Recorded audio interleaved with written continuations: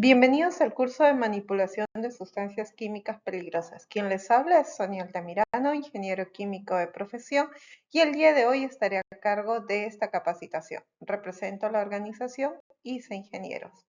Gracias.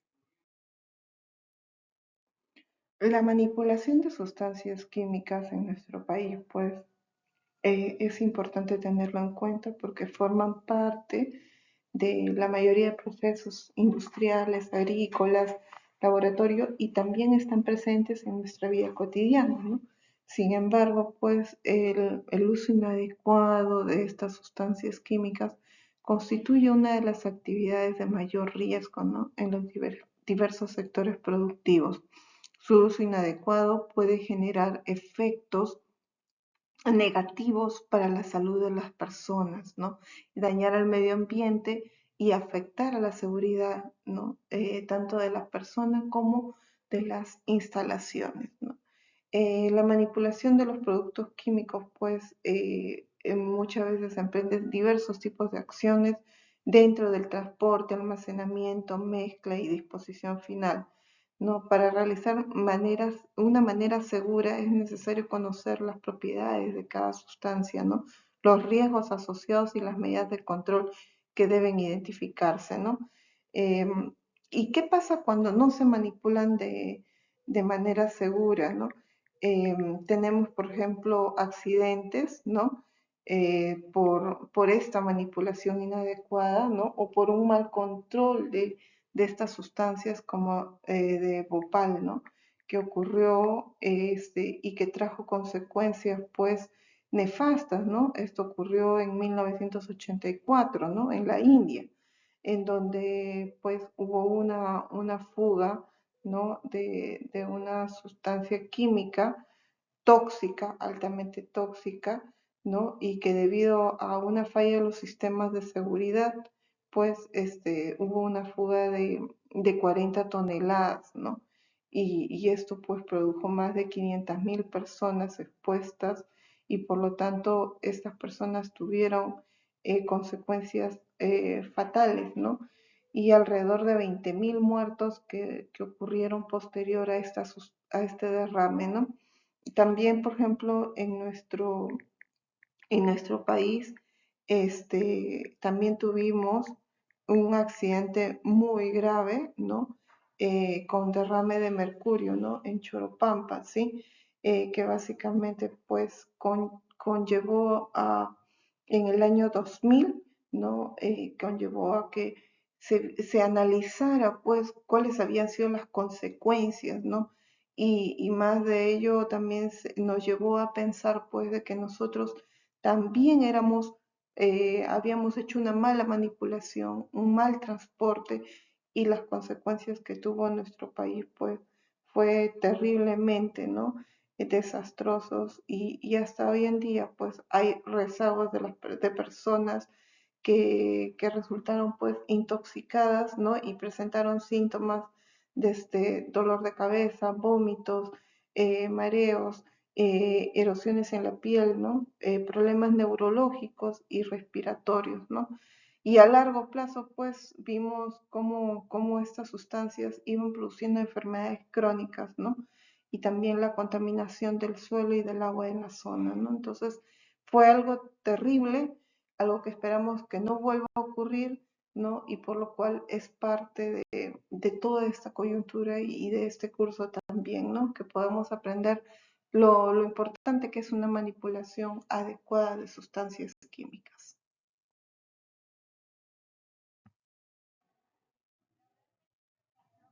Ok, entonces viendo pues la normativa, cómo tenemos actualmente en nuestro país, tenemos una ley que regula el transporte de materiales y residuos peligrosos, ¿no? Esta ley lo que busca pues es poder reglamentar cómo la población va a poder hacer estos tipos de uso de alguna sustancia y cómo las organizaciones tienen que hacer su transporte, ¿no? Y dentro de esta normativa hay una definición importante que habla que las sustancias químicas peligrosas o un material peligroso es cualquier sustancia o mezcla que en estado sólido, líquido, gaseoso y que debido a sus características físico-químicas o biológicas o al manejo al cual son sometidos pueden generar un riesgo significativo para la salud, ¿no? El ambiente o la propiedad, debido a su toxicidad, inflamabilidad y corrosividad, ¿no? Y desprender gases o algunas sustancias peligrosas, ¿no? Entonces, es importante indicar que también en nuestro país contamos con estas regulaciones, ¿no? Y que también la nombran como parte, pues, de ser el transporte, su almacenamiento, su manipulación.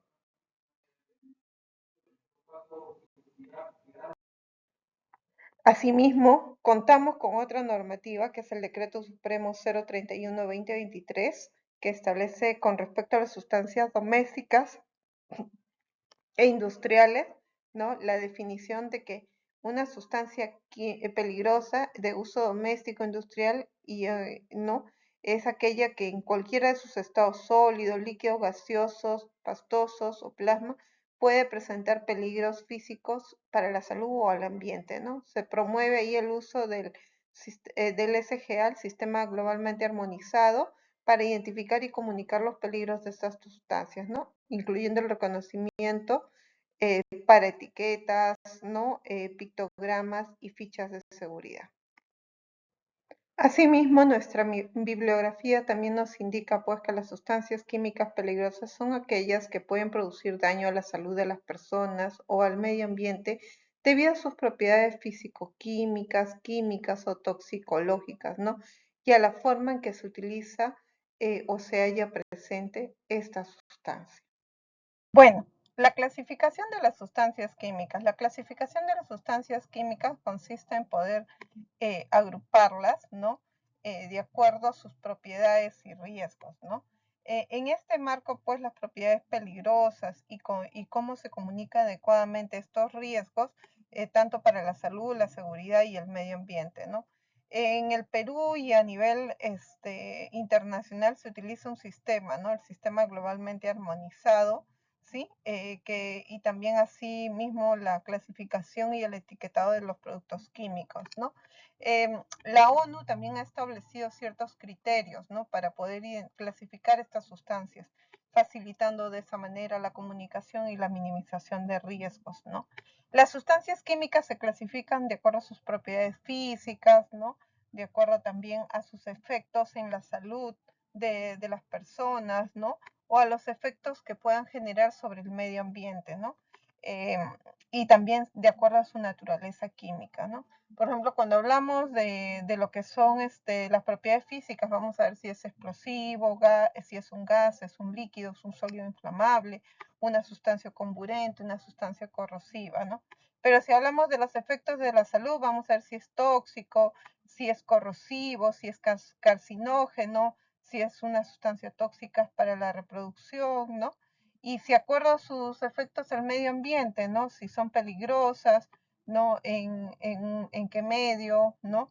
O, por ejemplo, también si son peligrosas para la capa de ozono, ¿no? Y de acuerdo a la naturaleza química, vamos a ver los ácidos, las bases, las sales, solventes, ¿no? Entonces, es importante tener en cuenta siempre que, que las sustancias químicas tienen que ser identificados. La facilidad que podamos tener de identificarlas de manera rápida y clara, sobre todo el tipo de peligro que éstas representan, ¿no? Ya sea en el transporte, en el almacenamiento o en la manipulación, nos van a ayudar a prevenir la ocurrencia de accidentes. Este es un tipo de identificación, el sistema del marcado del Departamento de Transporte, el DOT, ¿no? Este sistema básicamente es uno de los desarrollados en Estados Unidos. Es un método que clasifica y señaliza a los materiales peligrosos utilizando principalmente en el transporte, ¿no? Marítimo y aéreo, ¿no? La finalidad de este sistema es básicamente poder informar de manera rápida y clara sobre el tipo de peligro que éstas representan, ¿no? Las sustancias durante su transporte. Ayuda a la prevención de accidentes y a la respuesta, pues, en casos de alguna emergencia, ¿no? Es importante indicar que para el transporte de mercancías peligrosas, la ONU ha formulado esta clasificación de acuerdo a sus características de riesgo físico, ¿no? Por ejemplo, en la clase 1 tenemos a los explosivos, la clase 2 tenemos a los gases, la clase 3 a los líquidos inflamables, ¿no? A la clase 4 a los sólidos inflamables, ¿no? Y a la clase 5 sustancias oxidantes y peróxidos, ¿no? Orgánicos, clase 6 sustancias tóxicas, clase 7 sustancias infecciosas, sustancias radioactivas, clase 8 sustancias corrosivas, clase 9 materiales, ¿no? Sustancias y productos misceláneos, ¿no? Esa es la clasificación establecida. Bueno, continuando pues con la clasificación, ¿no? Del Departamento de Transportes, DOT, y aquí tenemos la clase 1, que son sustancias sólidas o líquidas o mezclas de ellas que por sí mismas son capaces de reaccionar químicamente, ¿no? Produciendo gases a tales temperaturas, presiones y velocidades que pueden ocasionar daños en los alrededores. Es básicamente aquellas sustancias capaces de producir una gran liberación súbita de gases y energía debido a la reacción química, ¿no? Entonces, aquí es importante tener en cuenta, pues, acá hay algunos artículos que son explosivos, como la dinamita, los proyectiles, los cohetes, ¿no? Que tienen ese grado de peligrosidad, ¿no? Su etiqueta es un rombo de color naranja, ¿no? Con el número 1 y el símbolo de la explosión. Asimismo, tenemos la clase 2, gases. Son sustancias que se encuentran totalmente en estado gaseoso, ¿no? Y que a una presión estándar, ¿no? Y estos gases pueden ser comprimidos, licuados, ¿no? Asimismo, pues también es importante tener en cuenta que estos gases se encuentran en estado gaseoso pues a esas temperaturas de 20 grados centígrados, ¿no? Y 101 pascales, ¿no? Y se encuentran usadas, ¿no? Para su transporte de manera comprimida o licuada, ¿no? Se dividen en tres grupos principales: inflamables, no inflamables, ¿no? Y gases tóxicos, ¿sí? Entonces, es importante tener en cuenta ello. En la parte de inflamables, ¿no? Tenemos ahí pues los que se encienden con facilidad al contacto con una fuente de ignición. Podemos tener al propano, al butano, al hidrógeno, ¿no? Y de estas también tienen una etiqueta de rojo con una llama, ¿sí? Como podemos verlo, los gases no inflamables, no tóxicos, pueden ser algunos asfixiantes, ¿no? Como el oxígeno, por ejemplo, el dióxido de carbono. La etiqueta es de color verde con un cilindro, ¿sí? Y los gases tóxicos que son nocivos para la salud por inhalación, ejemplo el cloro, el amoníaco, ¿no? Y su etiqueta es un rombo blanco con una calavera, ¿no? Como lo podemos ver acá en imagen, ¿no? Importante tener en cuenta, los de clase 1 son explosivos, tienen un riesgo por liberación súbita de energía, y la clase 2 son gases que el riesgo es por inflamabilidad, toxicidad o presión. Dentro de la clase 3 tenemos líquidos inflamables, ¿no? Que son líquidos o mezclas de ellos que pueden contener sólidos en suspensión o solución y que liberan vapores inflamables por debajo de 60 grados, ¿no? Que es el punto de inflamación. Por lo general son sustancias que se transportan a temperatura, ¿no? A temperatura superior y un punto de inflamación, ¿sí? Y que pueden resultar siendo explosivas, ¿no? Ejemplo, la gasolina, ¿no? El alcohol. Por ejemplo, es importante indicar que estos son líquidos que realmente a fácil contacto con una fuente de calor, chispa o llamas van a arder, ¿no? Sus principales características es que generan vapores inflamables, su riesgo aumenta en espacios cerrados y pueden causar algún tipo de explosión si es que se mezclan con el aire, ¿no? La etiqueta siempre es de color rojo con una llama, ¿no? Y que diga en la parte inferior el número 3, ¿no? ¿Ok? Con respecto a los sólidos inflamables, ¿no? Sustancias especialmente combustibles y sustancias que al contacto con el agua desprenden gases inflamables, ¿no? Los sólidos inflamables se prenden fácilmente, ya sea por fricción, calor o por contacto con llamas, ¿no? Ejemplo, el fósforo, el azufre, ¿no? Y las sustancias que son espontáneamente combustibles, ¿no? Son aquellas que se encienden solo al contacto con el aire, ¿no? Por ejemplo, ¿sí? Sin aporte, pues, de energía, ¿no? Entre los cuales podemos encontrar el hidrosulfito de sodio, ¿no? O el carbón activado, ¿no? Las sustancias con el contacto con el agua desprenden fácilmente, pues, gases inflamables, son aquellos que reaccionan de manera violenta con el agua, ¿no? Liberando estos gases inflamables, ¿sí? Ejemplo, el sodio, el potasio, ¿no? Su etiqueta siempre va a ser un rombo de azul con llama, ¿no? De gotas de agua, ¿no? Todo eso. En el caso de las sustancias susceptibles a la combustión espontánea, tenemos el rombo, que está en mitad con blanco y mitad rojo y con una llama, ¿no? Y a los sólidos inflamables es un rombo con llamas, con franjas rojas y blancas, ¿no? En el símbolo de la llama. Enmarcados en esta parte de la clase 5, las sustancias comburentes y peróxidos orgánicos son sustancias químicas, ¿no? que que no necesariamente son combustibles, ¿no? Por sí mismos, pero liberan oxígeno y favorecen a la combustión, ¿no? Lo que hace que tengan una intensidad de un incendio, ¿no?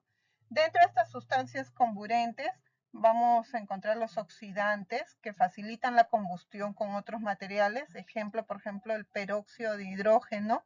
La etiqueta es de color amarillo con una llama en un círculo. También tenemos aquí los peróxidos orgánicos, que son inestables, reaccionan violentamente y pueden explotar en el calor. Ejemplo, el peróxido de acetileno o el peróxido de metilacetona, ¿no? Y su rombo es mitad rojo y mitad amarillo con llama, ¿no? Tengamos en cuenta. También tenemos las sustancias tóxicas o infecciosas, ¿no? Que básicamente son sustancias que pueden provocar daño grave a la salud o a la muerte, ¿no? Ya sea por inhalación, ingestión o contacto, ¿no? Divisiones que tenemos dentro de estas sustancias, tenemos las sustancias tóxicas que pueden ser venenos químicos, ¿no? Como el cianuro de sodio o arsénico, ¿no? Su etiqueta siempre es de color blanco, esa calavera con tibias cruzadas, ¿no? O las sustancias infecciosas, ¿no? Que contienen microorganismos peligrosos como virus, bacterias, parásitos, ¿no? Que pueden generar una enfermedad, ¿no? Entonces, en esos casos también el rombo de seguridad, ¿no? Es de color blanco y tiene tres medias lunas, ¿no? Que simbolizan pues ahí el riesgo biológico. Clase 7. Materiales radiactivos. Son sustancias que emiten radiaciones, ¿no? Que contienen radionúclidos y su peligrosidad depende de la cantidad de radiación que generan, ¿no? Así como las clases de descomposición atómica que sufren. Es decir, son aquellos que van a emitir radiaciones alfa, beta, gamma, neutrones, que pueden dañar a las células y causar enfermedades como el cáncer. ¿Mm? Algunas características que debo tener en cuenta, que estos materiales radiactivos requieren blindajes especiales, ¿no? Generan un riesgo alto para la salud y el ambiente y siempre buscamos que el transporte de estas sustancias sean en envases certificados, ¿no? Aquí tenemos como por ejemplo el uranio, ¿sí? El uranio 233, también tenemos el plutonio, ¿no? Y cualquier otro tipo de sustancia, sí, como el cobalto, ¿no? Que también está. La etiqueta que se usa para esta sustancia es el rombo blanco y amarillo con el trébol radiactivo y el número 7 hacia abajo, ¿no? Con respecto a las sustancias corrosivas, es importante indicar que aquí una sustancia corrosiva es cualquier sustancia que por su acción química puede causar daño severo, ¿no? Y puede destruir cualquier superficie, ¿no? O por contacto, incluyendo la piel, ¿no? Los tejidos, ¿no? Normalmente aquí son destruidos por un contacto con esta sustancia, ¿no? Causando quemaduras graves, ¿no? Y se aplica a líquidos y sólidos, ¿no? Que tienen como superficies, pues, emitiendo gases, vapores, ¿no? En cantidades que pueden ser, dañinas, ¿no? Ejemplo, ahí tenemos los ácidos y las sustancias cáusticas, ¿no? Es importante indicar que por ejemplo, esta sustancia química tiene una etiqueta de color blanco y negro con dos tubos que vierten un líquido y corroe una mano, ¿no? Y un metal. Y siempre tienen el número 8, ¿no? Existen estas sustancias y objetos peligrosos diversos o varios que incluyen materiales que presentan riesgos no cubiertos, ¿no? Con las otras clases indicadas, pero que pueden afectar a la salud, a la seguridad y al medio ambiente, ¿sí? Algunos son contaminantes, pueden ser sustancias peligrosas en grandes cantidades o en mezclas, ¿no?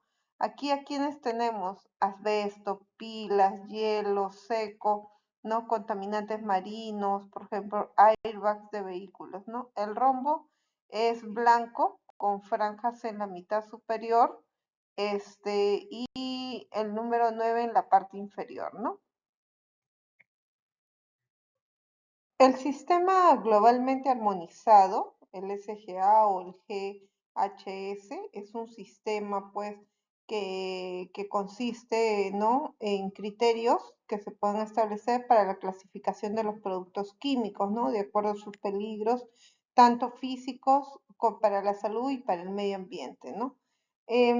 Este es un estándar internacional que ha sido creado por la ONU, que lo que busca es unificar los criterios de clasificación, ¿no? En lo que es etiquetado y comunicación de los peligros de las sustancias químicas en el mundo, ¿sí? Básicamente estas identificaciones y clasificaciones se dan a través de las etiquetas armonizadas y hojas de datos de seguridad, ¿no? Las FDS, ¿no? Mm, Asimismo, pues tener en cuenta que dentro de sus componentes están la parte de los peligros físicos, ¿no? Como la irritabilidad, la explosividad, la corrosividad, peligros para la salud, ¿no?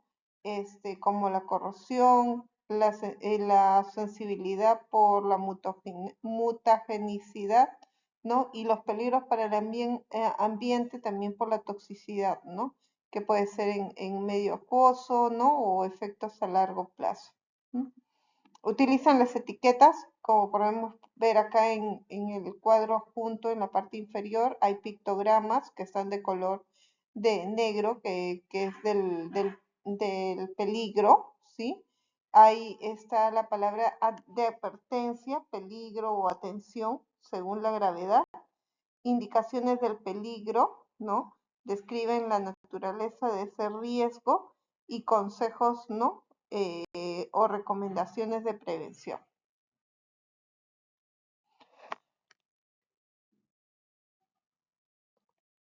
Elementos de la comunicación de peligros. El sistema globalmente armonizado, la comunicación de peligros se basa en elementos que estén estandarizados y que permiten transmitir de forma universal y clara cuáles son los riesgos de las sustancias y las mezclas, ¿no? Para ello, uno de sus elementos principales de la comunicación es la ficha de datos de seguridad, ¿no?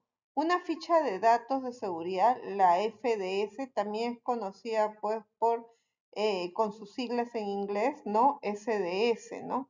Que significa pues un documento que les va a proporcionar información, ¿ok? Sobre las propiedades de esta sustancia química, sus riesgos potenciales, ¿no? Sus manejos, sus medidas de precaución, su almacenamiento y transporte. Es una herramienta muy esencial para la gestión de riesgos químicos, ¿no?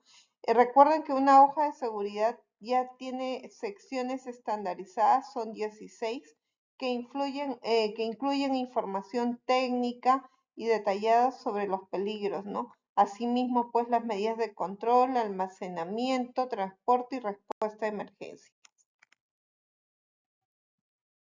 Una FDS generalmente incluye pues la siguiente información que está agrupada en 16 secciones, ¿no? Según el sistema globalmente armonizado, ¿no?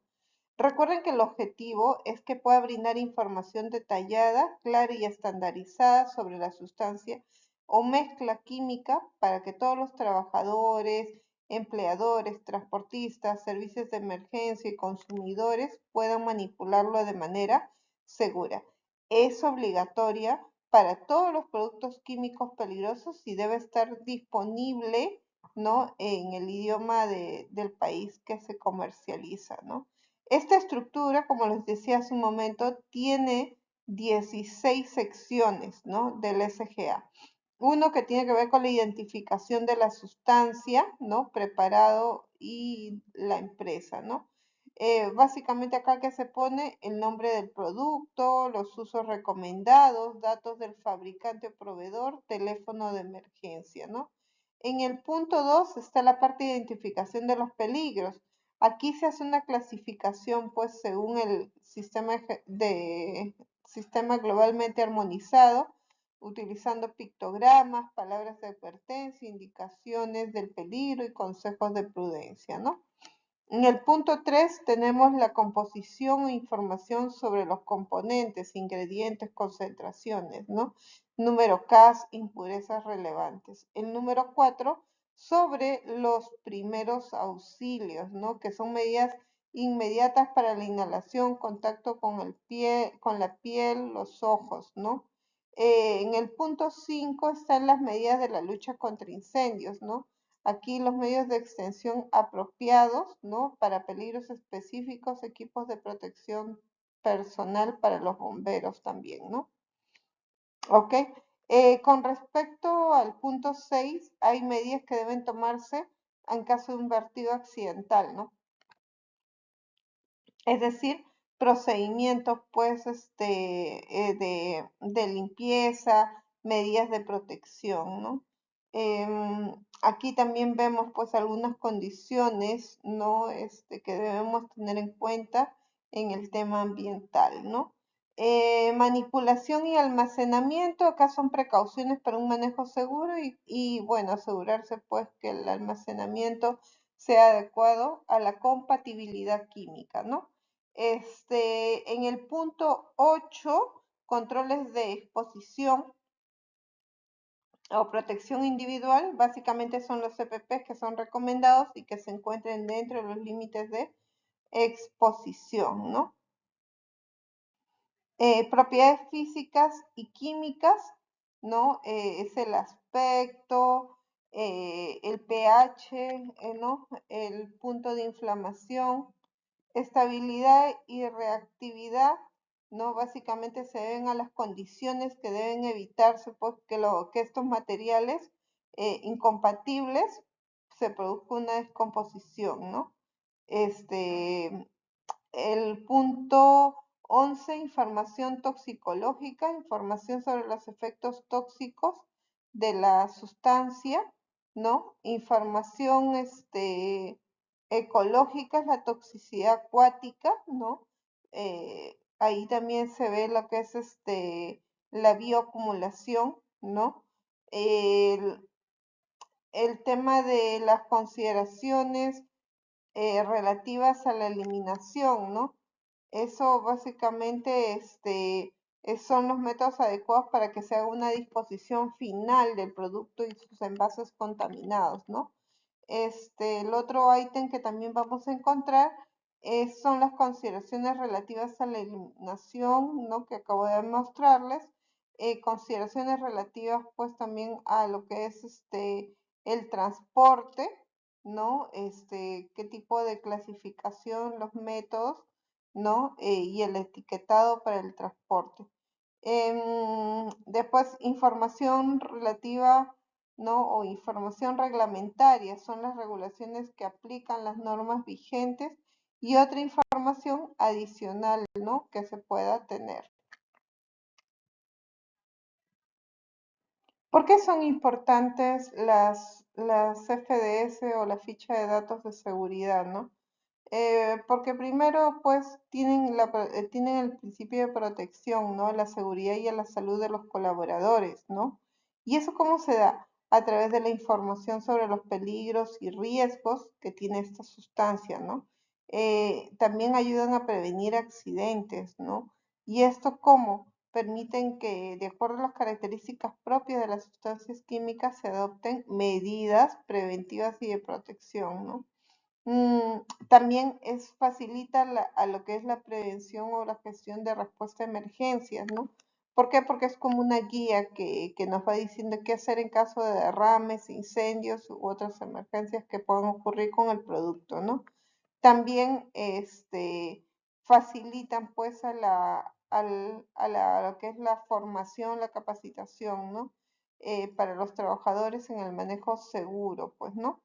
En general, pues, también es importante indicar, pues, que estas hojas de seguridad o ficha de datos de seguridad cumplen, pues, con lo que nos exige la normativa, ¿no?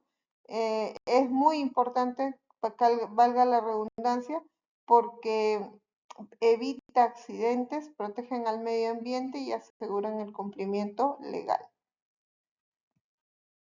El etiquetado, ¿no? Según el sistema globalmente armonizado, es una forma estandarizada de comunicar los peligros, ¿no? De un producto químico a través de la etiqueta adherida al envase, ¿no? Esta información tiene que ser clara, visible y tiene que tener los componentes obligatorios, ¿no? Que permitan a cualquier persona poder tomar las precauciones durante su manipulación. Eh, qué elementos obligatorios de las etiquetas están? Bueno, uno de ellos son las palabras de aviso, ¿sí? Que es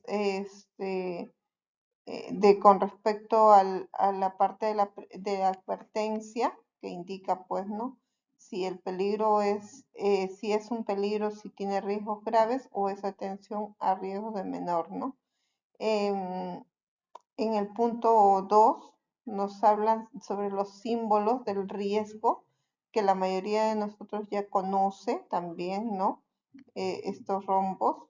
Este, y, y bueno, aquí también pues fundamental el tema de las indicaciones que hay que tener en cuenta con respecto al riesgo, las indicaciones de precaución y la información propia del fabricante.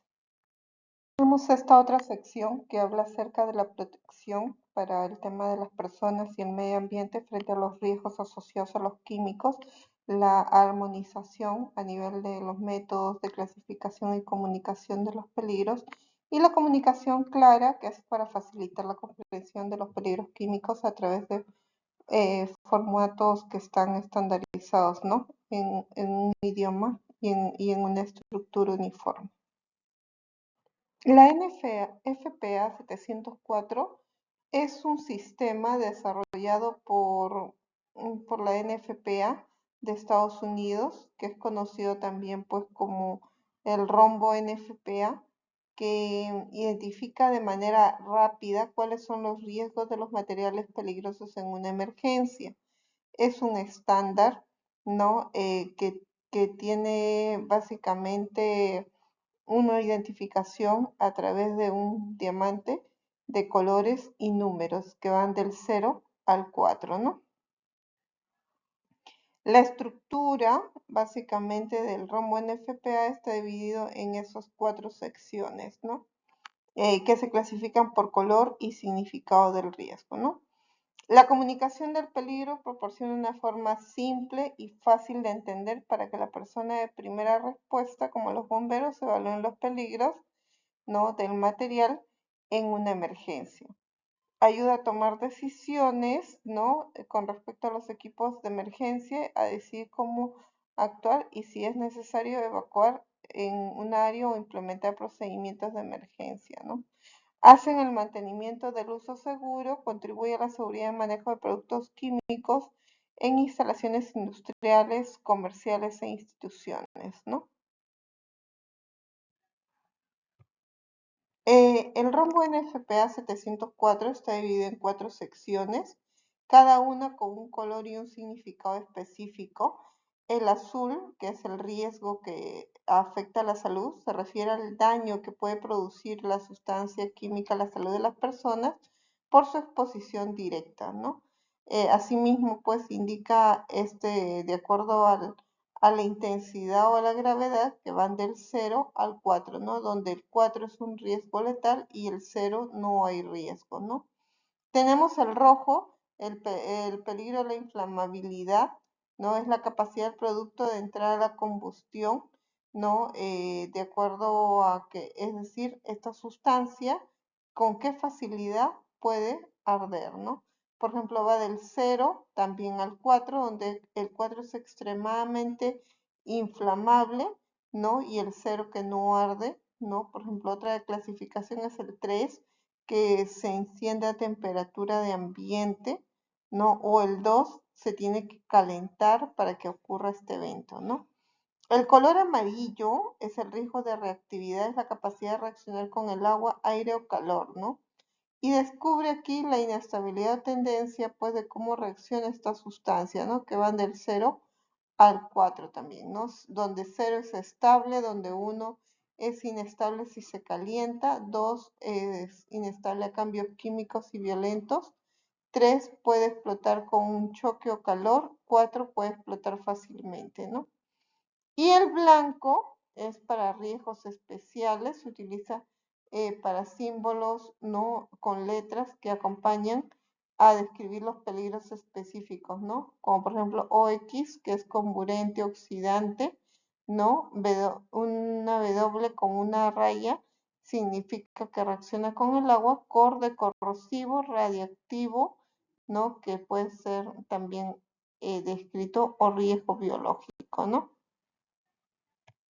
Ejemplo del uso de las NFPA, por ejemplo, es con respecto al etanol, ¿no? O el alcohol etílico, ¿sí? Según esto, el NFPA, el riesgo para la salud es 1, el tema de la inflamabilidad es 3, es decir, es altamente inflamable, puede encenderse a temperatura de ambiente, produce sus vapores inflamables, ¿no? El amarillo es 0, no es una sustancia estable bajo ciertas condiciones normales y no reacciona, ¿no? Violentamente. Y en riesgos especiales, pues no especifica, ¿no? Qué tipo de campo es para el etanol, ¿no? ¿Sí? Entonces estos son importantes que los tengamos en cuenta. El riesgo de la salud es leve, ¿no? Es una sustancia muy inflamable y químicamente estable. Para poder finalizar de esta capacitación es importante indicar pues que la manipulación de sustancias químicas peligrosas implica riesgos que pueden ser significativos, ¿no? Tanto para la salud de los trabajadores como para el medio ambiente, por lo que es indispensable pues aplicar ciertas medidas de prevención y control en caso de cada etapa, ¿no? La identificación, la clasificación, el etiquetado bajo el sistema globalmente armonizado constituye herramientas esenciales que nos permiten reconocer los peligros y adoptar acciones preventivas, ¿no? Las hojas de datos de seguridad, las HDS, son documentos fundamentales que deben ser conocidos y utilizados por todo trabajador, ya que contiene información clave sobre los riesgos para el almacenamiento, transporte y medidas de emergencia, ¿no? También el uso adecuado de los equipos de protección personal, los implementos, los procedimientos seguros, cómo reducen de manera significativa pues la probabilidad de accidentes laborales, ¿no? Y el almacenamiento, transporte y disposición final de las sustancias químicas deben cumplir con la normativa nacional e internacional, ¿no? Evitando impactos negativos en la salud del ambiente. Todas estas medidas son importantes para garantizar pues el manejo seguro de las sustancias químicas y de esa manera prevenir la ocurrencia de accidentes, ¿no? En nuestros lugares de trabajo. Agradezco mucho su atención y su buena disposición prestada en el curso. Espero que podamos desarrollar la evaluación que va a permitir determinar el nivel de comprensión con respecto al curso impartido el día de hoy. Muchas gracias.